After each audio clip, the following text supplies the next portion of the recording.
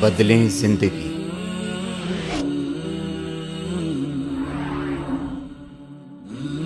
زیتون T V. رمضان کا اصل میں جو پروگرام ہے، میں پہلے ذرا تمہیداً عرض کر دوں، یہ ہم صرف واقف ہیں روزہ دن کا اور رات کو 1 گھنٹے کی تراویح۔ یہ بہت بڑا مغالطہ ہے، بہت بڑا مغالطہ ہے، بہت بڑا مغالطہ ہے۔ روز اصل میں رمضان کا پروگرام کیا ہے؟ دن بھر کا روزہ اور رات کے اکثر حصے کو قرآن کے ساتھ لے کر جاگنا۔ لیکن حکمت خداوندی نے پہلے حصے کو تو فرض کیا ہے، دوسرے کو فرض نہیں کیا، اس کو ترغیب اور تشویق پر چھوڑ دیا ہے۔ لیکن اس کی جو اہمیت ہے میں چاہتا ہوں کہ پہلے اچھی طرح اس کو سمجھ لیں آپ۔ دیکھیے پہلی حدیث اس میں ہے ان سلمان الفارسی رضی اللہ تعالی عنہ قال خطبنا رسول اللہ صلی اللہ علیہ وسلم فی آخر یوم من شعبان۔ حضرت سلمان فارسی سے مروی ہے، انہوں نے فرمایا کہ خطبہ ارشاد فرمایا ہمیں اللہ کے رسول نے صلی اللہ علیہ وسلم شعبان کے آخری دن۔ فقال، آپ نے ارشاد فرمایا، یہ خطبہ طویل ہے، میں نے صرف شروع کے چند جملے یہاں نقل کیے ہیں۔ یا ایھا الناس قد اظلکم شہر عظیم، اے لوگوں تم پر ایک بہت عظمتوں والا مہینہ سایہ فگن ہو گیا ہے۔ دیکھیے سایہ فگن سے وہ انگریزی کا محاورہ آپ کے ذہن میں آنا چاہیے، coming events cast their shadows before. ابھی رمضان شروع نہیں ہوا ہے، شعبان کا آخری دن ہے، تو وہ کمنگ ایونٹ جو ہے رمضان مبارک، اس کا سایہ آ گیا ہے تم پر، اس لیے حضور نے وہ لفظ استعمال کیا قد اظلکم، ظلال کہتے سائے کو، قد اظلکم شہر عظیم، بڑی عظمت والا مہینہ ہے، شہر مبارک، بہت برکت والا مہینہ ہے، شہر فیہ لیلۃ خیر من الف شہر، اس میں ایک رات وہ بھی ہے، وہ مہینہ جس میں ایک رات وہ بھی ہے جو 1000 مہینوں سے افضل ہے۔ انا انزلناہ فی لیلۃ القدر وما ادراک ما لیلۃ القدر لیلۃ القدر خیر من الف شہر۔ اب جو اگلے 2 جملے ہیں وہ نوٹ کیجئے، جعل اللہ صیامہ فریضۃ وقیام لیلہ تطوعا، اللہ نے ٹھہرایا ہے، قرار دیا ہے اس کا روزہ رکھنا تو فرض کے درجے میں، اور اس کی رات کا قیام تطوع کے درجے میں، اپنی مرضی پر، اپنی خواہش پر، نفل کے طور پر یہ تم پر لکھ دیا گیا ہے، لکھا تو گیا ہے، جعلہ تو ہے۔ مجعول کا جو پہلا مفعول ہے وہ کیا ہے؟ جعلہ کا مجعول اول کیا ہے؟ دن کا روزہ، اور مجعول ثانی کیا ہے؟ قیام لیلہ، رات کو کھڑا رہنا۔ اب یہ رات کا کھڑا رہنا، اس کی کتنی مقدار ہوگی؟ کہاں سے معلوم کریں گے؟ قرآن سے۔ جب یہ لفظ آیا ہے سورہ مزمل میں، یا ایھا المزمل قم اللیل الا قلیلا نصفہ او انقص منہ قلیلا او زد علیہ ورتل القرآن ترتیلا، یہ معنی ہے اے لحاف کمبل میں لپٹ کر لیٹنے والے، کھڑے رہا کرو رات کو سوائے اس کے تھوڑے سے حصے کے، یعنی آدھی رات یا اس میں تھوڑا سا کم کر لو، جسے پھر کہا مفسرین نے 1/3 رات کم سے کم، اور زد علیہ، یا آدھی پر بھی کچھ زیادہ کرو، یہ 2/3 رات ہو گیا۔ ورتل القرآن ترتیلا، اور قرآن کو اتارا کرو تھوڑا تھوڑا تھوڑا، ترتیل، تفعیل، تنزیل، جیسے قرآن تھوڑا تھوڑا محمد پر نازل ہوا صلی اللہ علیہ وسلم، ایسے ہی تھوڑا تھوڑا تھوڑا قرآن اپنے اندر اتارو، ہیمر اٹ ڈاؤن، اپنے ذہنوں میں اتارو، اپنے قلب میں اتارو۔ اس کے لیے رات کو کھڑے رہو، اور قیام اللیل کم سے کم 1/3 شب کے اوپر اطلاق ہوگا، اس سے کم پر تو اطلاق ہے ہی نہیں۔ اگلی حدیث پڑھیے، اور یہ ہے جو عام طور پر ہر مسجد میں بھی آج کل خوب یہ گونج رہی ہوگی، حدیث بیان ہوتی ہے، اس لیے کہ بخاری اور مسلم دونوں میں موجود ہے، متفق علیہ روایت ہے، اس سے اونچا تو درجہ سند کے اعتبار سے تو حدیث کا کوئی اور درجہ اس سے اونچا ہے نہیں۔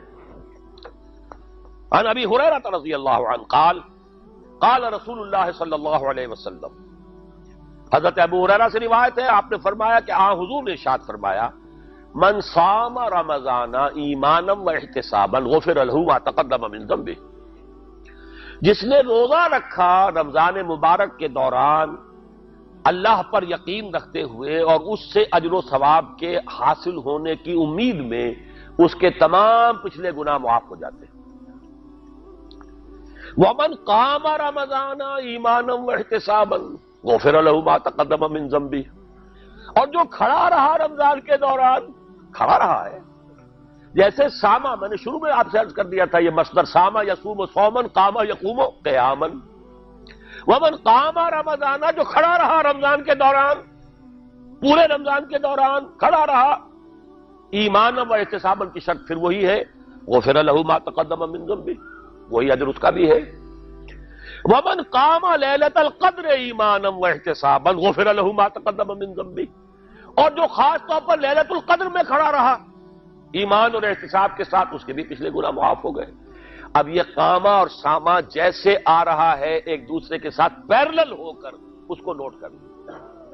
من سامہ رمضانہ من قام رمضانہ، کیا یہ 1 گھنٹے کی تراویح جو ہے اس پر پوری اترتی ہے کہ نسبت خاک رابع عالم پاک، کوئی اس میں ریشو پروپورشن جڑتی نہیں۔ اگلی حدیث بھی پڑھ لیجئے، یہ وہی آگے عبداللہ ابن عمرو بن العاص رضی اللہ تعالی عنہما، جن کے بارے میں میں نے عرض کیا تھا، بہت ہی زاہد بنش، بڑے عابد، ہر روز روزہ اور پوری رات نماز پڑھتے تھے، وہ راوی ہیں اس کے۔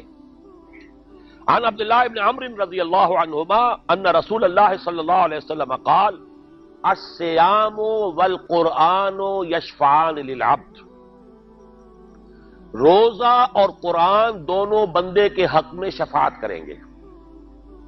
یقول الصیام، روزہ یہ کہے گا، اے رب، اے پروردگار، انی منعتہ الطعام والشہوات بالنہار، میں نے تیرے اس بندے کو روکے رکھا کھانے پینے سے اور شہوت سے دن کے وقت، فشفینی فی، میری وجہ سے روکا رہا، یہ کھانے کو اچھے سے اچھے جو ہے وہ موجود تھے کھانے، اور پینے کے لیے اعلیٰ سے اعلیٰ مشروب تھے، یہ رکا رہا میری وجہ سے کہ روزہ رکھا ہوا تھا، اور جیسا میں نے کہا منکوحہ بیوی موجود تھی لیکن رکا رہا، تھامے رکھا اس نے اپنے آپ کو میری وجہ سے، تو میری شفاعت اس کے حق میں قبول فرما۔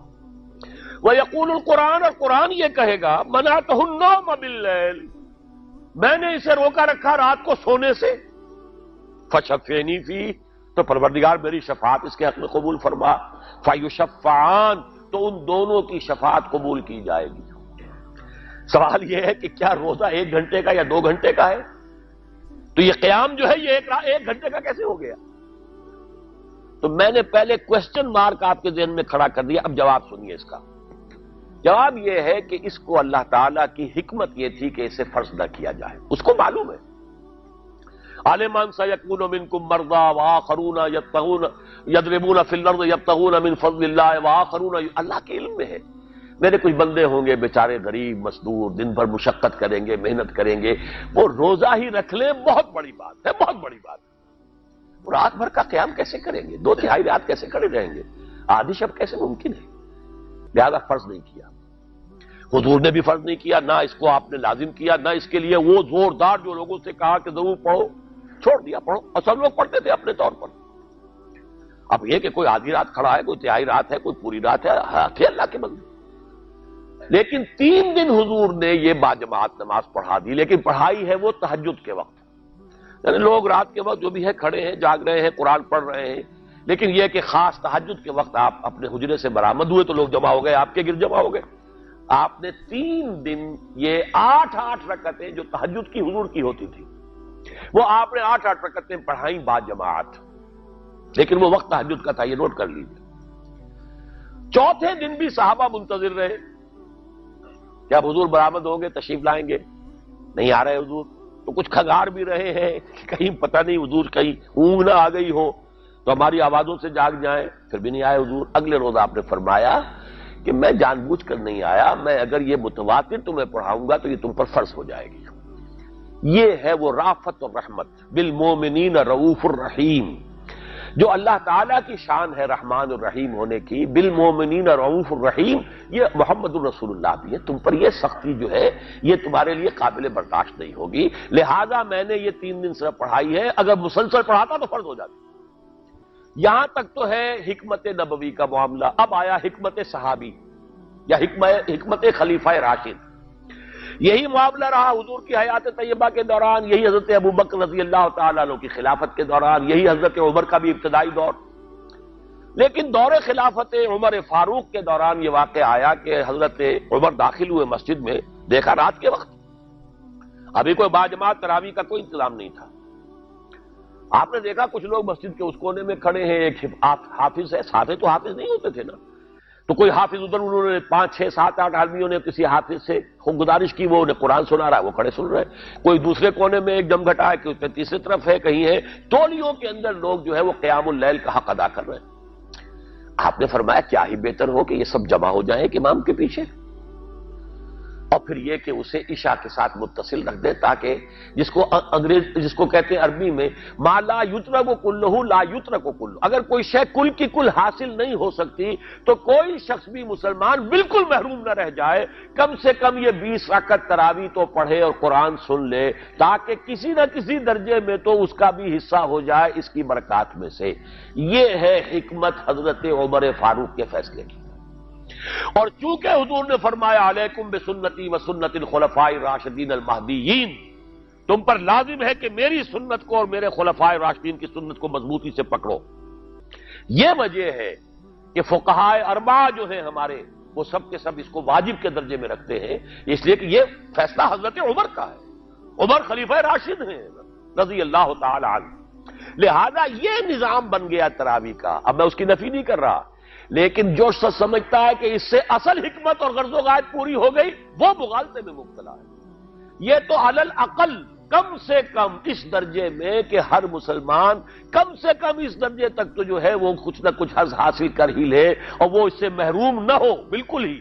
ما لا یدرک کلہ لا یترک کلہ، اس درجے میں حضرت عمر کا فیصلہ ہے، اور اسی کی وجہ سے ہمارے خلفاء، ہمارے جو ائمہ اربعہ انہوں نے قبول کیا ہے، اور یہی اس مسئلے کا حل ہو جائے گا۔ جو اہل حدیث حضرات اس کے اوپر جو ہے چیلنج بھی شائع کرتے ہیں، کوئی ثابت کر دے حضور سے 20 رکعتیں تو ہم اتنے لاکھ، ہم بھی کہتے ہیں کہ حضور سے ثابت نہیں ہے، کون کہتا دعویٰ ہی نہیں، یہ تو حضرت عمر کا فیصلہ ہے۔ حضرت عمر کا فیصلہ، خلیفہ راشد کا فیصلہ، اس کو امت نے قبول کیا ہے، لہذا وہ نظام ہے، رہے گا۔ اور یہی جو ہے آپ کو معلوم ہے، حالانکہ یہاں اکثریت جو ہے وہاں پر وہ اہل حدیث حضرات کی ہے، سعودی عرب میں حرمین میں وہی 20 رکعت تراویح ہوتی ہے، اس لیے کہ وہ ان کا جو آفیشل مسلک ہے وہ مسلک حنبلی ہے، حنفی نہیں ہے، تو حنبلی مسلک میں بھی یہی ہے، شافعی میں بھی یہی ہے، مالکی میں تو 36 تک کی روایتیں موجود ہیں، 36 رکعت۔ لیکن یہ ہے کہ یہ ہے وہ 20 رکعت تراویح کا معاملہ، اس کی نفی میری بات سے نہ سمجھ لیجئے گا، وہ ٹھیک ہے، حضرت عمر کا فیصلہ ہے۔ پھر یہ کہ یہ آسان ترین ہے کہ عشاء کے ساتھ ہی متصل پڑھ لی، اور آج تو ہماری نیند کا کوئی حصہ اس میں جاتا ہی نہیں، کون سوتا ہے اس سے پہلے سوال ہی پیدا نہیں ہوتا۔ لیکن یہ جو کہہ رہے ہیں کہ قرآن کہے گا میں نے اسے نیند سے روکے رکھا، اس کا حق کہاں ادا ہوا؟ اس کا حق تو ادا ہوگا کہ تہائی ورنہ نصف شب کے لگ بھگ آپ جاگے قرآن کے ساتھ۔ اب سمجھئے اس کی غرض و غایت کیا ہے۔ اگر قرآن رمضان کا یہ دوگنا پروگرام سامنے آ گیا، اصلاً جو مطلوب ہے دن بھر کا روزہ اور رات کے اکثر حصے کا کم سے کم نصف شب جو ہے اس میں جاگنا قرآن کے ساتھ، اب اس کی جو حکمت اور غرض و غایت ہے وہ بھی اب آپ 2 درجوں میں سمجھئے۔ رمضان کا اب 2 عطشہ پروگرام، دن میں روزہ رکھو، اس روح کو مزمحل کرو، اس روح کو مزمحل کرو گے، اس نے جسم کو مزمحل کرو گے، حیوانی وجود کو، تو ہی اس روح کو کچھ ریلیف ملے گا۔ بھاری بوجھ کسی کے قدموں میں پڑا ہوا ہے، وہ کیسے اوپر اٹھے گا؟ ذرا اس کے نیچے جو وزن ہے، لنگر بھاری ہے جہاز کا، کیسے چلے گا؟ لنگر تو اٹھاؤ۔ تو اس طریقے سے وہ ذرا بوجھ سے اس کو تھوڑا سا ریلیف دو، رات کو کھڑے ہو جاؤ، اب اپنی روح پر نازل کرو اللہ کے کلام کو۔ تیرے ضمیر پہ جب تک نہ ہو نزول کتاب، گرہ کشا ہے نہ راضی نہ صاحب کشاف۔ اب یہ پھوار پڑ رہی ہے تمہارے اوپر، تمہارے اندر اس کو جذب ہونا چاہیے۔ اس سے کیا ہوگا؟ روح کو تقویت حاصل ہوگی۔ اس کو مثال سے پہلے سمجھا دوں، کوئی شخص پیاس سے مر رہا تھا، اس درجہ پیاسا تھا کہ اس کے اوپر بے ہوشی بھی طاری ہو گئی ہے۔ کوئی شخص آیا، اس نے پہلے اس کو پانی کے چھینٹے دیے، کچھ ہوش میں آیا، اب اسے پانی کا کوئی کٹورا لگا دیا اس کے منہ سے، پانی کے ایک گھونٹ کی جو لذت اسے اس وقت محسوس ہوگی، کیا کبھی زندگی میں کسی کو محسوس ہو سکتی؟ یہ پانی کتنی بڑی قیمت ہے، قیمتی شے ہے۔ یہ تو اسی سے پوچھئے جسے شخص پیاس لگی تھی اور پیاس کی وجہ سے بے ہوش ہو گیا، اسے پانی کا ایک گھونٹ، جیسے کہ آپ تصور کر سکتے ہیں پیاس سے کوئی مر رہا ہو بادشاہ، وہ اپنی پوری سلطنت دے دے گا، مجھے ایک کٹورا پانی دے دو، بابا لو سلطنت دے، جان سے جا رہا ہوں میں تو۔ اس وقت پانی کی قدر و قیمت معلوم ہوگی۔ آپ کی روح بے ہوش، آپ نے روزہ رکھ کر اسے کچھ تھوڑا سا ریلیف دیا، چھینٹے ڈالے، اب رات کو آپ نے یہ آب حیات مام مبارکہ، دیکھیے مبارک کا لفظ دو ہی چیزوں کے ساتھ قرآن میں ہے، مام مبارکہ، بارش جو آسمان سے اترتی ہے یہ پانی مبارک ہے، برکت کہتے ہیں اسے ہیں جو کسی شے کی مخفی جو قوتیں ہیں انہیں اجاگر کر کے باہر لے آئے، یہ برکت ہے۔ زمین کے اندر رویدگی ہے، بارش برسی، اندر سے نکل آیا۔ اسی طرح کتاب مبارک، یہ کتاب مبارک ہے، یہ کتاب مبارک ہے، یہ تمہارے اندر سے تمہاری سوئی ہوئی روح کو بیدار کر کے پھر اسے غذا دیتی ہے۔ اب جب وہ قرآن کو پڑھے گا یا اس کو قرآن اس کے اندر جائے گا، اسے معلوم ہوگا اس سے بڑی کوئی نعمت نہیں۔ یہ ہے شکر جو پیدا ہوگا اب اس کی گہرائی کے، اس کے دل کی گہرائیوں میں۔ شکر کے معنی کیا ہے؟ احسان کی قدر شناسی۔ شکر کو امام راغب نے 3 مرحلوں میں بیان کیا ہے۔ شکر بالقلب، پہلے تو آپ کو معلوم ہو جو نعمت کسی نے دی ہے کتنی بڑی ہے، یہی احساس نہیں ہے۔ کسی بچے کے ہاتھ پہ آپ نے ہیرا رکھ دیا، اسے کیا پتا یہ ہیرا ہے یا یہ کوئی کانچ کا ٹکڑا ہے، وہ کیا کرے گا اس کی قدر؟ بلکہ ٹافی دیں گے تو وہ سمجھے گا کہ یہ زیادہ اچھی چیز دی ہے، مجھے اس پتھر کا میں نے کیا کرنا ہے، اس لیے اسے معلوم ہی نہیں کہ یہ ہیرا ہے۔ جب تک کسی نعمت کی قدر و قیمت کا احساس نہ ہو، اس کے متناسب پروپورشنیٹ شکر آپ کر ہی نہیں سکتے۔ پھر آپ کو زبان سے شکر ادا کرنا ہے۔ الحمدللہ الذی انزل علی عبدہ الکتاب، یہ زبان سے شکر ادا کیجیے۔ پھر اس کا شکر کا حق ادا کرنا ہے، اس نعمت کو استعمال کرنا ہے۔ اگر نعمت لا کے رکھ دی تو بھی یہ ناشکری ہے۔ کسی بچے کو لا کر کسی اس کے والد نے کتاب دی بڑی عمدہ، اور وہ بڑا مہذب بچہ ہے، تھینکس ڈیڈ یا ڈیڈی، اس نے شکریہ ادا کر دیا، پھر کتاب جا کے جو رکھی کبھی کھول کے دیکھا ہی نہیں، تو ناشکری کر رہا ہے یا شکر کر رہا ہے؟ زبان سے تو شکر ادا کیا تھا تو ناشکری کر رہا ہے، لاقدری کر رہا ہے، اس نے اس کو پڑھا ہی نہیں۔ قرآن کا شکر کیا ہوگا؟ وہ میرا کتابچہ جو ہے مسلمانوں پر قرآن مجید کے حقوق، اگر وہ سمجھیں گے جو کہ میری اس پوری دعوت قرآنی کی جڑ اور بنیاد ہے۔ 2 چھوٹے چھوٹے کتابچے 167 میں لکھا تھا، اسلام کی نشت ثانیہ کرنے کا اصل کام، یہ اسلام کی ریوائول کیسے ہوگی، اس کی شرط لازم کیا ہے، اصل کام کیا ہے۔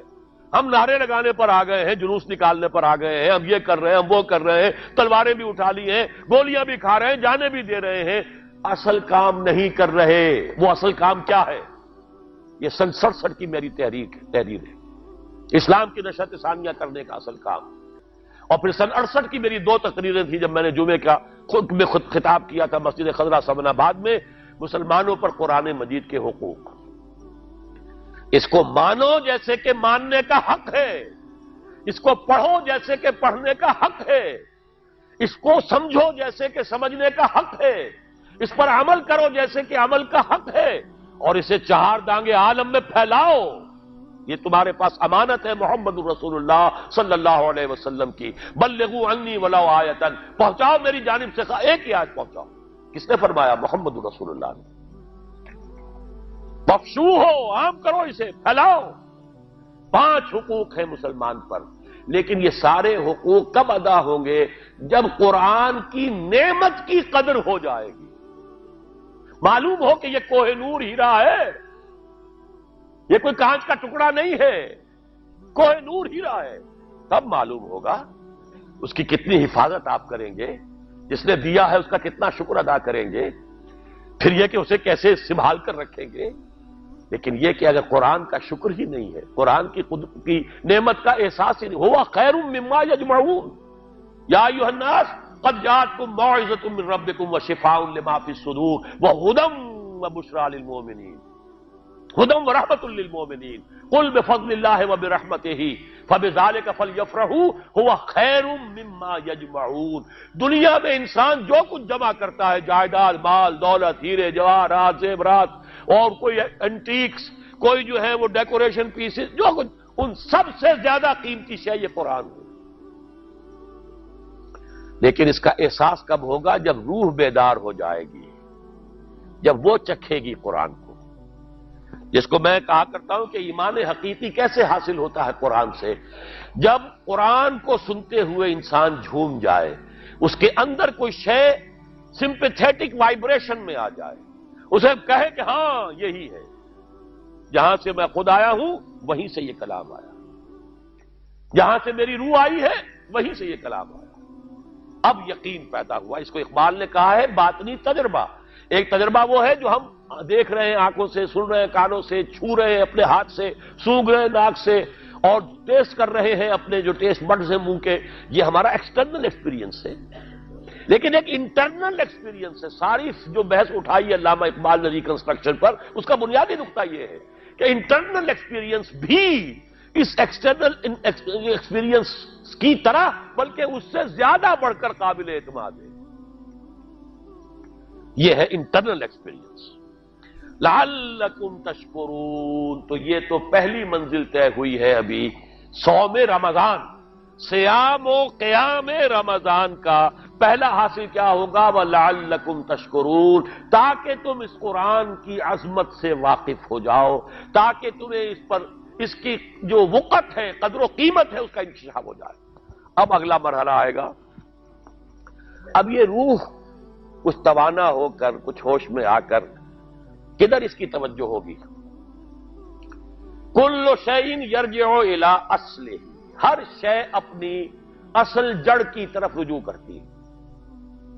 ہمارا حیوانی وجود زمین کی طرف جاتا ہے. یہ سورہ اعراف میں جو کہا بلعام بن باورہ کے بارے میں، وَلَكِنَّهُ أَخْلَدَ إِلَى الْأَرْضِ، زمینی خواہشات ہی کے چکر میں آپ ہیں تو گویا کہ آپ زمین میں دھسے جا رہے ہیں. روح بیدار ہوگی تو کدھر متوجہ ہوگی؟ اپنے مرکز کی طرف مائل پرواز کا حسن. بڑا پیارا مصرع ہے. اگلا مصرع میں نہیں پڑھتا، لیکن یہ کہ یہ اپنے مرکز کی طرف، اپنے منبع اور سرچشمے کی طرف، کہاں سے آئی یہ روح؟ امر ربی، یہ ادھر متوجہ ہو. ہم پڑھا کرتے تھے اپنے ہائی اسکول کے زمانے میں، تو جو صبح پریئرز ہوتی تھی اس میں خاص نظم تھی. مجھے یہ معلوم نہیں شاعر کون ہے. مجھ کو ہے تیری جستجو، مجھ کو تیری تلاش ہے، خالق میرے کہاں ہے تو، مجھ کو تیری تلاش ہے. اب آپ دیکھیے پورے مذاہب کی تاریخ میں انسان کہاں کہاں گیا ہے خدا کو ڈھونڈنے کے لیے. کوئی برف پوش چوٹیوں کے اوپر جو ہے تپسیا میں لگا ہوا ہے. کیوں؟ رب کا قرب حاصل کرنے کے لیے نا، پرماتما سے لو لگانے کے لیے. وہ غاروں میں ہے تپسیا ریاضتیں کر رہا ہے، وہ صحراؤں میں گیا ہے. گوتم بدھ کہاں کہاں گیا ہے، کہاں کہاں گیا ہے، کچھ آپ کو اندازہ ہی نہیں. انسان اس کے اندر کوئی شے ہے جو کسی کو تلاش کر رہی ہے. میرے اندر ہی وہ شے بھی ہے جو مجھ سے کہتی ہے کہ کچھ کھانا ڈالو اس منہ کے اندر، اس پیٹ میں ڈالو. ہے وہ بھی میرے اندر شے. ان لنفسک علیک حقا، یقیناً تمہارے نفس کا بھی تم پر حق ہے. میرے اندر ہی کوئی شے ہے جو کچھ اور شے چاہتی ہے، کچھ اور چیز کی متلاشی ہے، وہ کسی اور شے کے عشق میں ہے. یہ دوسری بات ہے. اسے ہم نے سلا رکھا ہے لوریاں دے دے کے، تھپک تھپک کر. ہم تو اپنے جسم کی طرف متوجہ ہیں، لہذا ہمیں وہ پیاس محسوس ہی نہیں ہوتی کہ یہ بھی واقعی میرے اندر کوئی پیاس ہے. روح بیدار ہوگی تو وہ پیاس جو اس کے اندر اب پیدا ہوئی ہے وہ کدھر متوجہ ہوگی؟ اپنے پروردگار کی طرف. یہ ربط ہے اگلی آیت کا، آپ پڑھیے. وَإِذَا سَأَلَكَ عِبَادِي عَنِّي فَإِنِّي قَرِيبٌ. جب یہ روح بیدار ہو کر اپنے مرکز کی طرف متوجہ ہوگی، اپنے منبع اور سرچشمے کی طرف متوجہ ہوگی، اپنے مبدا کی طرف متوجہ ہوگی، تو اے میرے نبی صلی اللہ علیہ وسلم، جب میرے بندے آپ سے میرے بارے میں پوچھیں، فَإِنِّي قَرِيب، انہیں بتا دیجئے میں قریب ہی ہوں، کہیں دور نہیں. اس کی رگے جاں سے بھی زیادہ قریب ہے. ہم قریب ہیں. جب چاہو ہمیں پکارو، جب چاہو دعا کرو، جب چاہو باریابی حاضر کر لو. ہم تو مائل میں کرم ہے، کوئی سائل ہی نہیں. ہم تو ہر روز رات کے آخری گھڑیوں میں سمائے دنیا تک نزول فرماتے ہیں، اور ہماری طرف سے پکارنے والا پکارتا ہے حل من مستغفر فاغفر له. ہے کوئی استغفار کرنے والا کہ میں اسے بخش دوں؟ ہے کوئی مانگنے والا؟ حل من سائل فاعطیہ. ہے کوئی مانگنے والا جسے میں دوں؟ تم سوئے ہوتے ہو. ہم تو غافل نہیں، تم غافل ہو. متوجہ تو ہو، آؤ تو صحیح ہماری طرف. حدیث قدسی میں آیا ہے میرا بندہ میری طرف چل کر آتا ہے، میں دوڑ کر آتا ہوں. وہ بارش بھر آتا ہے، میں ہاتھ بھر آتا ہوں. میرا بندہ میرا ذکر اپنے دل میں کرتا ہے، میں اپنے جی میں اس کا ذکر کرتا ہوں، یاد کرتا ہوں اسے. اور میرا بندہ اگر کسی محفل میں میرا ذکر کرتا ہے، میں اس سے بہت اعلیٰ محفل میں اس کا ذکر کرتا ہوں، ملائے اعلیٰ کی محفل میں ذکر کرتا ہوں. یہ حدیث کے الفاظ ہیں کہ نہیں؟ تو تم غافل ہو بھائی ہم سے، ہم تو غافل نہیں. اغیب و ذو اللطائف لا یغیب وارجو ہو رجال لا یخیب. میں غائب ہو جاتا ہوں، وہ تو غائب ہونے والی ہستی ہی نہیں ہے. ہر آن موجود. ہوا معکم اینما کنتم وَإِذَا سَأَلَكَ عِبَادِي عَنِّي فَإِنِّي قَرِيبٌ أُجِيبُ دَعْوَةَ الدَّاعِ إِذَا دَعَانِ فَلْيَسْتَجِيبُوا لِي. لیکن اب آئی بات اصل. یہ دو طرفہ بات ہوگی. مجھ سے دعا کرو، کسی وقت کی پابندی نہیں، کسی جگہ کی پابندی نہیں. ناپاکی کی حالت میں ہو تب بھی دعا کر سکتے ہو. میری کتاب کو ہاتھ مت لگانا، مجھ سے دعا کر سکتے ہو. دعا میں کوئی پابندی نہیں. لیٹے مانگو، بیٹھے مانگو، ناپاکی میں مانگو، پاکی میں مانگو، جب چاہو مانگو مجھ سے. دعا میں کوئی خلوت نہیں. اور جہاں پکارو گے there and then I will listen to you and I will grant your prayers. اجیبو جو ہے، اجیبو دونوں معنی، جواب دینا اور قبول کرنا. اجابت استجابت دونوں کا ایک ہی مفہوم ہے، جواب دینا اور قبول کرنا. اجیب دعوت الداعی اذا دعان. میں تو ہر پکارنے والے کی پکار کو سنتا ہوں، قبول کرتا ہوں جب بھی وہ مجھے پکارتا ہے. لیکن فلیستجیبوا لی، میرا بھی تو کہنا مانو.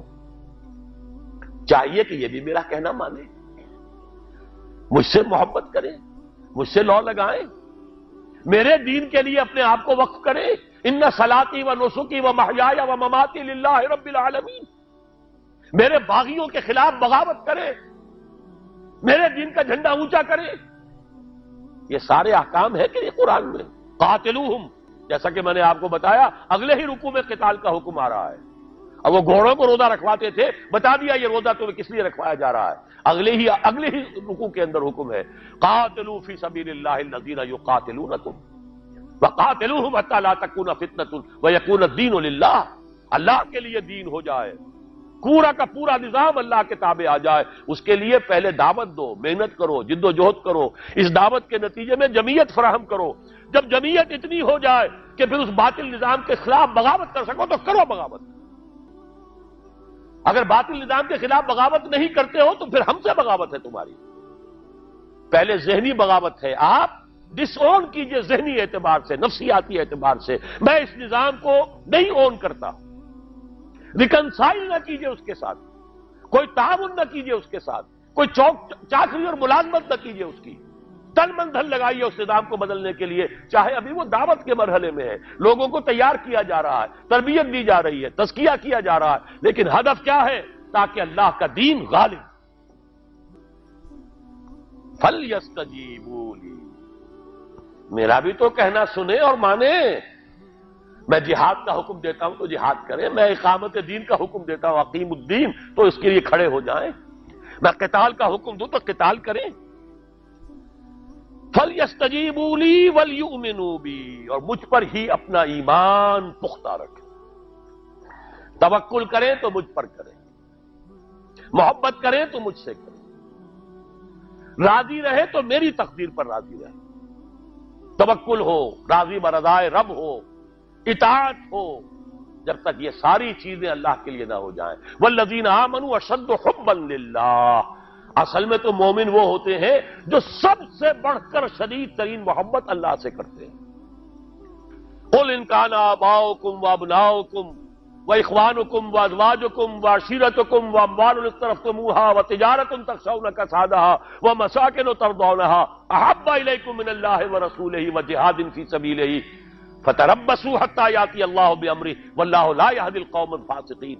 اے نبی ان سے کہہ دیجئے اگر تمہیں اپنے باپ، اپنے بیٹے، اپنے بھائی، اپنے اسپاؤسز، بیوی کے لیے شوہر، شوہر کے لیے بیوی، اور رشتے دار اور تمہارے وہ مال جو تم نے بڑی محنت سے جمع کیے ہیں، تمہارے وہ کاروبار جن کا تمہیں اندیشہ ہوتا ہے کہ کساد بازاری نہ ہو جائے، کہیں پر جو ہے ریسیشن نہ آ جائے، اور تمہارے وہ مکان اور محلات جو تم نے بنائے ہیں، اگر یہ 8 چیزیں محبوب تر ہیں اللہ سے اور اس کے رسول سے اور اس کی راہ میں جنگ کرنے سے، جہاد سے، تو جاؤ دفع ہو جاؤ، بیٹھو وہاں یہاں تک کہ ہم اپنا فیصلہ سنا دیں۔ اور اللہ ایسے فاسقوں کو، ایسے ناہنجاروں کو ہدایت نہیں دیتا۔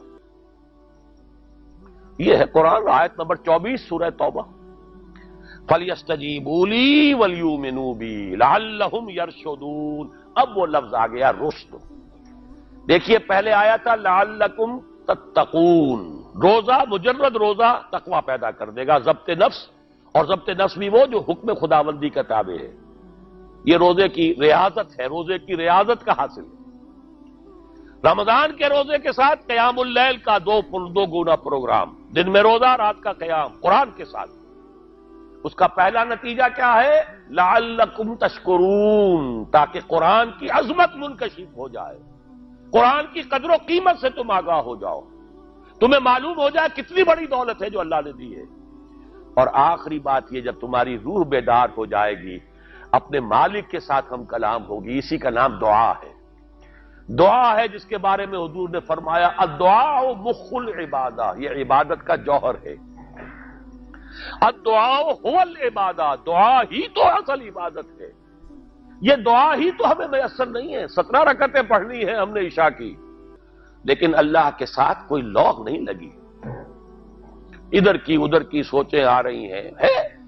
17 رکعتیں پڑھی ہوں یا 7 پڑھی ہوں، 10 پڑھی ہوں، آپ کو اجر ملے گا، لیکن آپ کو دعا کی نصیب نہیں ہوئی۔ دعا کب ہوتی ہے؟ بقول اقبال، یہ جو میرے اندر ہے فائنائٹ ایگو، انائے صغیر، انا میں، یہ چھوٹی سی انا ہے، اس انائے کبیر، اس انائے کبیر کے لیے سب سے بڑی جو مظہر آیت ہے قرآن مجید میں وہ سورہ طٰہٰ کی، اننی انا اللہ لا الہ الا انا، میں ہوں وہ اللہ جس کے سوا کوئی الہ نہیں، اننی انا اللہ لا الہ الا انا، یہ ہے فاعبدنی واقم الصلاۃ لذکری، یہ انائے کبیر ہے، the infinite ego، اللہ، انا اللہ، the big انا، اور یہ چھوٹی سی انا ہے، انا میں۔ جب یہ انائے صغیر انائے کبیر کے روبرو آتی ہے، ہم کلام ہوتی ہے، یہ ہے دعا۔ اگر یہ جاگی ہی نہیں، بیدار ہوئی ہی نہیں، ہم کلام ہوئی ہی نہیں، تو وہ دعا تو حاصل نہیں ہوئی، مخ عبادت جو ہے، جوہر عبادت کا حاصل نہیں ہوا۔ ہاں ایک شکل ہے عبادت کی، مراسم عبودیت ہے، یہ اشکال ہے، رہ گئی رسم ادا روح بلالی نہ رہی، فلسفہ رہ گیا تلقین غزالی نہ رہی، ایک شکل ہے، تم نے کر لی، اجر ملے گا، آخر وقت نکالا ہے، آپ اللہ کے سامنے کھڑے ہوئے، اجر سے محنت کا جو اجرت وہ دے گا، لازماً اس پر بھی دے گا، لیکن حقیقت صلاۃ کوئی اور شے ہے۔ اسی لیے کہا محمد رسول اللہ نے صلی اللہ علیہ وسلم الصلاۃ معراج المومنین، اہل ایمان کے لیے یہ معراج کے درجے کی شے ہے۔ معراج میں مکالمہ ہوا تھا نا، التحیات للہ والصلوات والطیبات، یہ حضور نے فرمایا، السلام علیکہ ایھا النبی ورحمۃ اللہ وبرکاتہ، کس نے کہا؟ اللہ نے فرمایا، السلام علینا وعلی عباد اللہ الصالحین، حضور نے فرمایا اس سلامتی میں تمام اللہ کے نیک بندوں کو شامل کر رہا ہوں، سلامتی مجھ پر بھی ہو اور تمام اللہ کے نیک۔ یہ مکالمہ ہے، مخاطبہ ہے۔ جب تک یہ مکالمے اور مخاطبے کی شکل نہیں، اگر وہ انائے صغیر جاگی ہی نہیں، سوئی ہوئی ہے، بے ہوش ہے، پڑی ہوئی ہے، سسک رہی ہے یا مر چکی ہے، روح مر بھی جاتی ہے، جسم زندہ ہے، روح مر چکی ہے، جسم جان کے ساتھ زندہ ہے، حیوان انسان زندہ ہے، انسان مر چکا ہے۔ اس لیے قرآن کہتا ہے نبی یہ مردہ ہے، اموات غیر احیاء، یہ نہیں سنتے ہیں، یہ آپ کو سمجھتے ہیں آپ کے یہ بڑے غور سے سن رہے ہیں، نہیں سن رہے، یہ تو مردہ ہے، روحانی طور پر مردہ ہے، ان کی روح مر چکی ہے، یہ تو حیوان رہ گیا زندہ، صرف یہ چلتے پھرتے مقبرے ہیں، یہ چلتے پھرتے تعزیے ہیں، اس کے سوا کچھ نہیں۔ یہ ابو جہل کون ہے اور ابو لہب کون ہے؟ یہ حیوان ابو جہل ہے اور حیوان ابو لہب ہے۔ ظاہر بات ہے کہ آنکھ تو کتے کی بھی ہے اور بلی کی بھی ہے، اور کان کتے کے بھی ہے، بلی کے بھی ہے۔ کتا بھی دیکھ کر گاڑی آ رہی ہے تو اپنے آپ کو بچاتا ہے، تم نے بچا لیا تو کون سا بڑا کمال کیا۔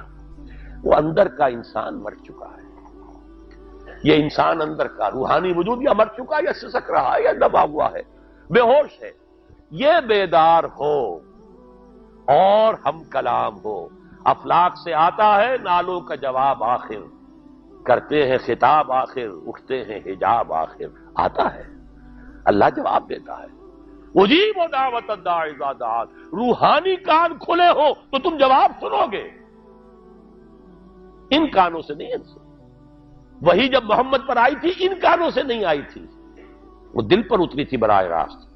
فَإِنَّهُ نَزَّلَهُ عَلَىٰ قَلْبِكَ، ان کانوں کا ان آنکھوں کا سوال نہیں ہے، وہ دل پر براہ روح ہے محمدی پر۔ یہ روح، اسی لیے وہی کو بھی روح کہا گیا ہے، لانے والا بھی روح، اور روح الامین جس پر لایا گیا وہ بھی روح محمدی جس کا مسکن ہے قلب محمدی، اور جو لائی گئی وہ بھی روح ہے۔ وَكَذَلِكَ أَوْحَيْنَا إِلَيْكَ رُوحًا مِّنْ أَمْرِنَا، یہ قرآن ہم نے نازل کیا، ایک روح ہے اے محمد جو آپ پر نازل کیا۔ مَا كُنْتَ تَدْرِي مَا الْكِتَابُ وَلَا الْإِيمَانُ، اس سے پہلے تو آپ کو کچھ پتہ نہیں تھا کتاب کیا، شریعت کیا، ایمان کیا۔ وَلَٰكِنْ جَعَلْنَاهُ نُورًا، ہم نے اس قرآن کو نور بنا کر آپ پر اتارا ہے۔ یہ ہے، اس کے لیے ہے اصل رشد۔ اب آخری لفظ آیا رشد، یہ گویا کہ جو مختلف الفاظ ہیں قرآن میں، کامیاب، فائزون، اولئک هم الفائزون، ٹھیک ہے، فوز، کامیابی تک پہنچنے والا، اولئک هم المفلحون، یہ ایک اور لفظ ہے، لیکن راشدون یہ چوٹی کا لفظ ہے، اسی لیے صحابہ کے لیے آیا اولئک هم الراشدون سورہ الحجرات میں۔ اسی لیے انسانوں میں سے نبیوں کے بعد سب سے اونچے چوٹی کے انسان ابو بکر، عمر، عثمان، علی، ان کے لیے آیا خلفاء الراشدون، علیکم بسنتی وسنت الخلفاء الراشدین المہدیین۔ یہ رشد ہے، رشد تک پہنچنا ہے تو یہ کام ہے، اور یہ ہے اصل حاصل صیام و قیام رمضان کا۔ اولئک هم الراشدون، اللہم ربنا اجعلنا منہم، اللہم ربنا اجعلنا منہم، اللہم ربنا اجعلنا منہم۔